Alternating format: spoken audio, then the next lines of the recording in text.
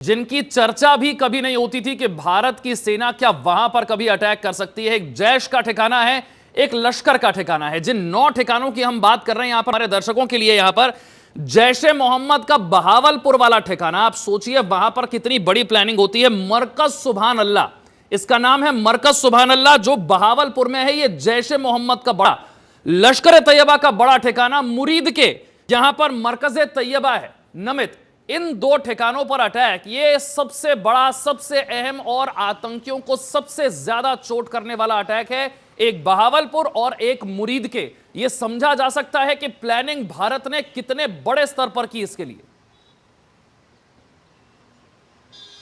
देखिए विशाल, प्लानिंग का अंदाजा आप इसी बात से लगाइए कि भारत की जो वायुसेना थी वो कितनी पूरी तैयारी से थी। बहावलपुर अंतर्राष्ट्रीय सीमा से 100 किलोमीटर की दूरी पर है, यानी कि 100 किलोमीटर भीतर घुसकर भारत की तरफ से ये एयर स्ट्राइक की गई है। और जैशे मोहम्मद की बात करें तो जैशे मोहम्मद का एक बहुत बड़ा मुख्यालय माना जाता था, जिसको भारतीय सेना ने निस्तो नाबूद किया है। इसके अलावा अगर हम मुरीद की बात करें तो अंतर्राष्ट्रीय सीमा से 30 किलोमीटर की दूरी बताई जा रही है, उसको पूरी तरीके से निस्तो नाबूद किया गया। और जो हमारी जानकारी मिल रही है, बिलावलपुर के अंदर जो है 30 से ज्यादा आतंकी जो है वो वहां पर ढेर हुए हैं। टोटल आंकड़ों की बात करें तो 10 बजे सेना की जब ऑफिशियली प्रेस कॉन्फ्रेंस होगी उसमें पता लग पाएगा। लेकिन जो जानकारी हमें मिल रही है, सूत्रों से जो जानकारी मिली है, 100 से ज्यादा आतंकी जो हैं वो इस पूरे एयर स्ट्राइक में मार गिराए गए हैं। जो ऑपरेशन सिंदूर, पीएम मोदी ने इसका नाम रखा था। अभी तक जो जानकारी मिली है, 100 से ज्यादा लोगों को, जो आतंकियों को मार गिराया गया है। लेकिन पाकिस्तान के अंदर जो सीमावर्ती इलाके हैं, पाकिस्तान ने वहां पर मेडिकल इमरजेंसी घोषित कर दी है। इसके अलावा भारत की तरफ से भी जो भारत के अंदर जो एलओसी के आसपास के सटे हुए गांव हैं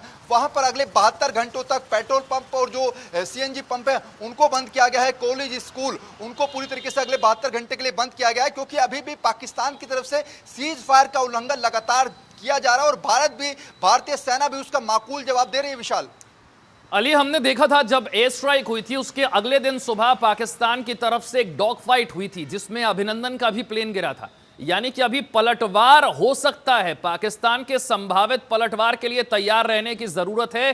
सिर्फ एलओसी पर क्रॉस बॉर्डर फायरिंग होगी ये नहीं है, अलग तरीके से पलटवार हो सकता है। और इस बात का अंदाजा भारतीय सेना को है। नोटैम तो कल ही जारी कर दिया गया था, कोई जानता नहीं था कि नोटैम क्यों जारी किया गया। वो अभ्यास नहीं, पूरी तैयारी है। भारतीय वायुसेना पूरे तरीके से तैयार है, क्योंकि पाकिस्तान कोई ना कोई शरारत कोशिश करेगा। क्योंकि जब पाकिस्तान के अंदर ये मिसाइलें जाकर गिरी हैं, ये सिर्फ पीओके तक का मामला नहीं है, पाकिस्तान की तरफ से संभावित पलटवार हो सकता है।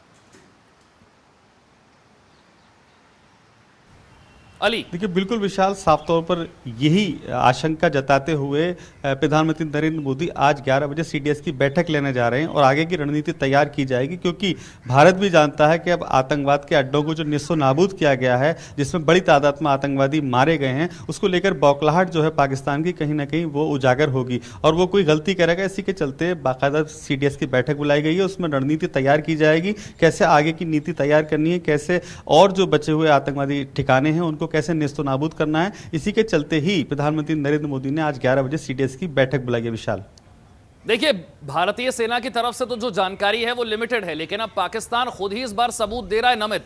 ये सबसे बड़ी बात है। हर बार हमारे देश में ये सवाल उठाए जाते थे कि साहब सबूत लेकर आइए, दिखाइए सर्जिकल स्ट्राइक कहां हुई, एयर स्ट्राइक कहां हुई। इस बार भारतीय सेना ने ऐसा करारा वार किया है कि सबूत खुद पाकिस्तान दे रहा है और वीडियोस खुद पाकिस्तान से सामने आ रहे हैं। पाकिस्तान के लोग खुद ही बता रहे हैं, पाकिस्तान की सरकार, पाकिस्तान की आर्मी, पाकिस्तान की आईएसआई, वो खुद बता रही है कि नुकसान कहां हुआ, कितने लोग मारे गए।